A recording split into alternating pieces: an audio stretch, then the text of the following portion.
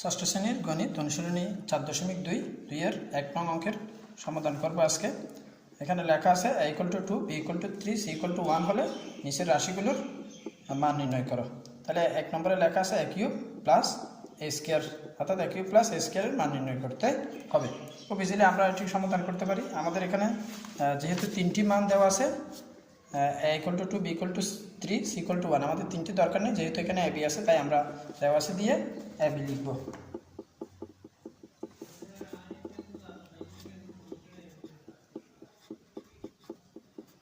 দেওয়া আছে বইয়ে দেওয়া আছে a = 2 আর b = 3।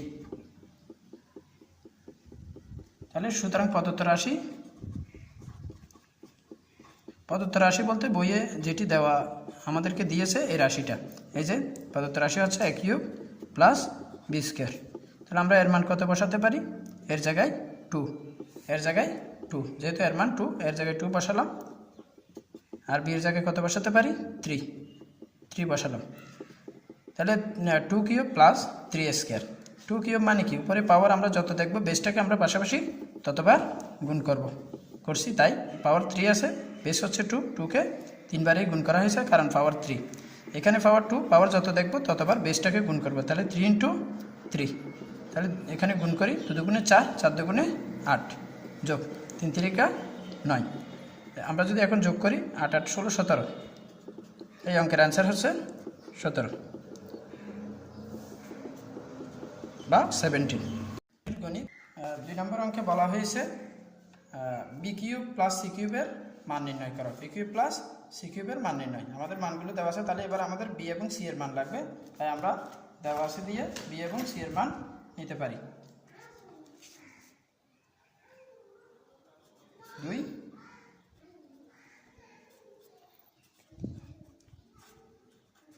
দেওয়া আছে b এর মান হচ্ছে 3, c এর মান 1। সুতরাং আমাদের প্রদত্ত রাশি দেওয়া হয়েছে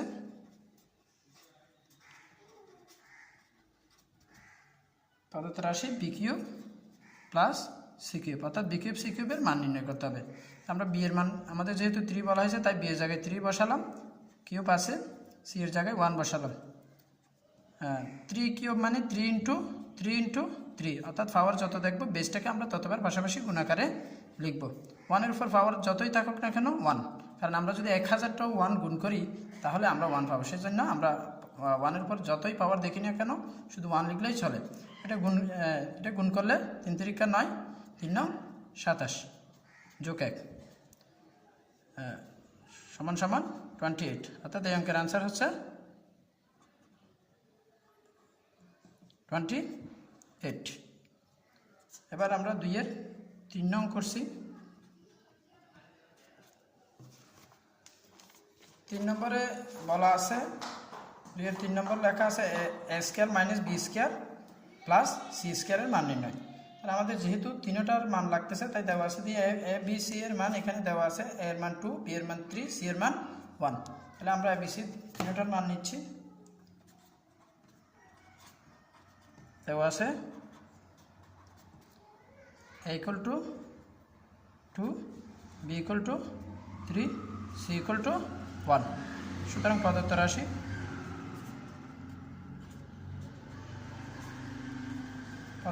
হচ্ছে a² - b² + c²। তাহলে এখানে এর মান হচ্ছে 2, তাই এর জায়গায় 2 বসালাম, b এর মান 3 তাই b এর জায়গায় 3 বসালাম, প্লাস c এর মান 1 তার c এর জায়গায় 1 বসালাম। আমাদের যেহেতু পাওয়ার 2 আছে তাই 2টাকে আমরা কয়বার লিখতে পারি? বেসকে 2 × 2, অর্থাৎ আমরা পাওয়ার যত দেখব বেসকে ততবার পাশাপাশি গুণাকারে লিখব। আর এখানে পাওয়ার হচ্ছে 2, তাহলে বেস হচ্ছে 3, বেসকে তাহলে কয়বার লিখতে হবে? পাওয়ার যত ততবার।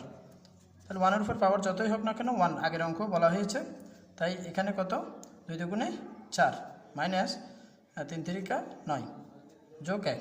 এখানে সবাই একটু ভুল করে, অনেক সময় ছাত্রছাত্রীরা 9 এর সাথে 1 যোগ করে দেয়, আসলে এটি হবে না। এখানে যোগের সংখ্যা কোনটি? আগেরটা হচ্ছে প্লাসের, জেনারেলি এটা প্লাস, তাহলে প্লাসের কোনটা? এটা আর এটা, তাহলে এই দুইটাকে আগে নিয়ে আসতে হবে, প্লাসের দুইটাকে। তাহলে 4 + 1 মাইনাসটা পরে চলে যাবে, 4 + 1 হচ্ছে 5 - 9। অ্যান্সার কত হবে? এখানে অনেকেই ভুল করে 5 থেকে কেমনে 9 বিয়োগ করবো। শিক্ষার্থীরা এটি ভাবে, আসলে বিয়োগ হবে বড় সংখ্যার চিহ্ন বসাতে হবে। তাহলে বড় সংখ্যা কত? 9, 9-এর চিহ্ন মাইনাস, 5-এর চিহ্ন প্লাস, বড়টার চিহ্ন বসাবে, বড়টা থেকে ছোটোটা বিয়োগ করবে, তাহলে অঙ্ক আনসার ঠিক থাকবে।